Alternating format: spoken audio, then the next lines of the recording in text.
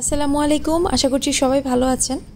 আমরা আজকে সেহরি করে রেডি হয়ে বের হয়ে পড়েছি, হসপিটালে যাব। আমার ছেলের রোজার আগে কিছু টেস্ট করিয়েছিলাম, এর মধ্যে ইউরিন টেস্টের রিপোর্টটা দেওয়া বাকি ছিল। তো ডক্টর বলেছিলেন দেখা করে যেতে আর সবগুলো রিপোর্ট নিয়ে যেতে। তো রোজার মধ্যেই ডেট পড়েছিল। সকালবেলা বের হয়েছি, এত ভোরেও এত জ্যাম ছিল এইখানে। সবাই অনেক সকালবেলা কাজে বের হয়ে যায়, তো দেখা যায় এই সময়টা একটু রাশ আওয়ার থাকে। আর আমাদের বাড়ির নিচতলায় এই যে কোনো দোকানপাট এখনও খোলেনি।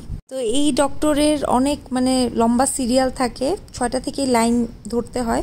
এর আগে কখনোই আমরা আগে যেতে পারিনি। আজকে যেহেতু সেহরি খাওয়ার জন্য উঠেছি, ভাবছি হয়তো বা আগে যেয়ে আগে লাইন দিয়ে আগে ডাক্তার যদি দেখিয়ে আসতে পারি তাহলে আমরা একটু শপিং করব।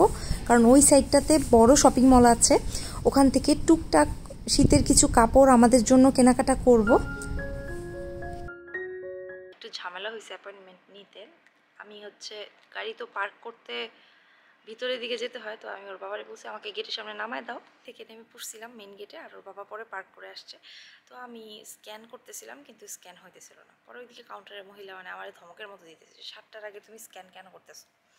এখন আমার কথা হইলো, মেশিন তো অন ছিল, এত বড় হসপিটাল, এত হাইফাই হসপিটাল, কিন্তু এখানে কোনো ঘড়ি নাই। আমার বারবার বলতেছে 7টার আগে করা যাবে না। ওর বাবা বলতেছে ওর ঘড়িতে 7টা বাজছে, আর উনি বলতেছে তুমি আবার কেন করতেছো স্ক্যান, 7টা তো এখনো বাজে নাই।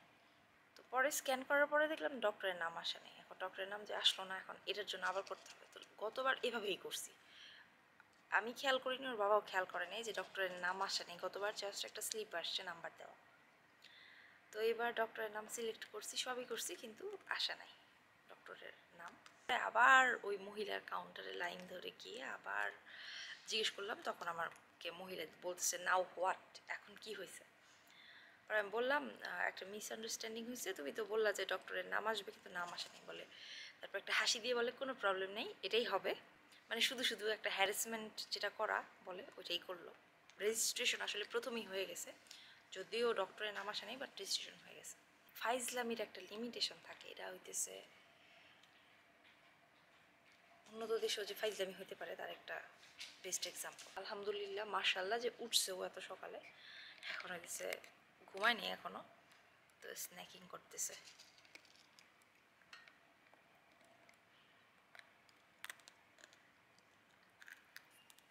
ক্ষুধা লাগছে, মা খাওয়াই দিব। খাবে চকলেট, খাবে? আচ্ছা দিব। তো সৌভাগ্যক্রমে আমাদের সিরিয়াল সবার আগে আমরা পেয়ে গেছি। তো ডাক্তার দেখিয়ে ইনশাল্লাহ 10টার মধ্যে আশা করি আমরা বের হয়ে যেতে পারবো। তো আমরা এখান থেকে বের হয়ে সরাসরি শপিং মলে যাব। কি খাচ্ছ বলো তো, কি খাচ্ছ?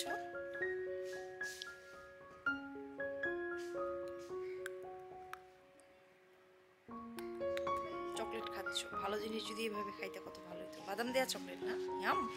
আমরা ইনশাল্লাহ লন্ডন যাওয়ার প্ল্যান করেছি মেয়ের শেষের দিকে। তো তখন ওখানে যদিও সামার থাকবে, তারপরেও আমরা আমাদের জন্য 2-1টা করে কিনে নিব। অনেকে সাজেস্ট করেছেন দরকার নাই এখন কেনার, ওখানে গিয়ে কিনতে পারবা। কিন্তু এখানে যেহেতু ব্র্যান্ডেড ভালো কোয়ালিটির কাপড় পাওয়াই যায়, তাই আমি রিস্ক নিতে চাই না, অ্যাটলিস্ট আমার ছেলের জন্য। আর ওর সব কাপড় একটু ছোট হয়ে গেছে লম্বায়, তো ওর জন্য আমার জামা কাপড় কেনা লাগবে। তো সব কিছু ভেবেই ভাবলাম যে এখন টুকটাক করে কিনে ফেলি।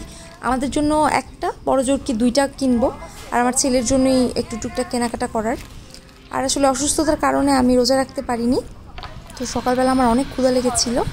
আমি আর আমার ছেলে একটা চিজ কেক আর একটা ব্রেড টোস্ট নিয়েছিলাম, যেটার উপরে একটুখানি চিজ দেওয়া ছিল। যাই হোক, যেটা বলছিলাম শপিংয়ের কথা, অনেকেই অনেক ধরনের সাজেশন দিচ্ছেন, কিন্তু নিজের বুঝে যেটা বলে, যেটা বলবো আমি, তো এখান থেকে 2-1টা যদি কিনেও বা নেই তাহলে তার ক্ষতি নেই। এমন তো না যে 5-6 মাসের মধ্যে আমরা দুইজন অনেক মোটা হয়ে যাব বা অনেক লম্বা হয়ে যাব। ঠিক আছে, আমরা অনেক কিছু তো কিনবো না, কারণ ওখানে আসলে ওয়েদার বুঝে আমাদের কেনাকাটা করতে হবে। তো তখন দেখা যাবে, এখন দেখছি ইনশাল্লাহ। এই দিকে আমাদের আসাই হয় না, আমার ছেলের ডাক্তার দেখানোর পারপাসেই আমাদের শুধু এই জায়গাটায় আসা হয়। এই জন্যই মূলত আমি বলেছি যে এই শপিং মলটা আমরা পুরোটা ঘুরে দেখে শীতের কাপড় বাচ্চাদের ভালো পাওয়া গেলে আমরা নিয়ে নিব। আমাদের বাসার কাছাকাছি যে শপিং মলগুলো আছে, ওখানে বাচ্চাদের শীতের তেমন কোনো কাপড় বা ভারী কোনো কাপড়ই আমি দেখিনি।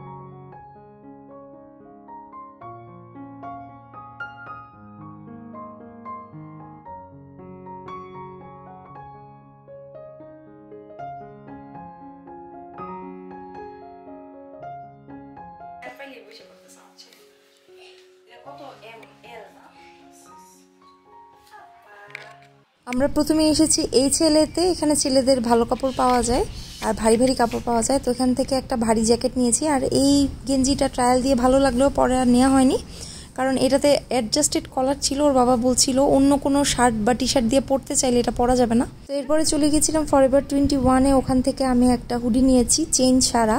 তারপরে পোলো ক্লাবে গেলাম, ওখানে বেশি কিছু একটা ছিল না। এরপরে চলে গেলাম H&M-এ, ওখানে বাচ্চাদের অনেক ভ্যারাইটি ড্রেস ছিল। তো ওখান থেকে আমার ছেলের জন্য রেগুলার অ্যাটায়ার নিয়েছি কিছু, আর আমার জন্য একটা হুডি নিয়েছি। আমার ছেলের জন্য একটা ভারী দেখে জ্যাকেটও নিয়েছিলাম। আজকে এখানে শেষ করছি, পরবর্তী ব্লগ দেখার আমন্ত্রণ রইল। সবাই ভালো থাকবেন, আল্লাহ হাফেজ।